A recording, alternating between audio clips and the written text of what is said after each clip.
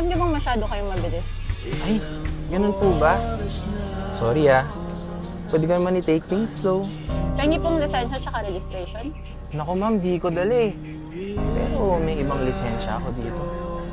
Ano yun, sir? Lisensya para magmahal. Sir, baba kayo ng kotse. Sir, lasing ba kayo o gumagamit ng pinagbabawal?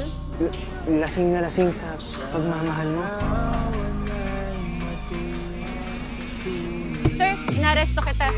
Yes, please.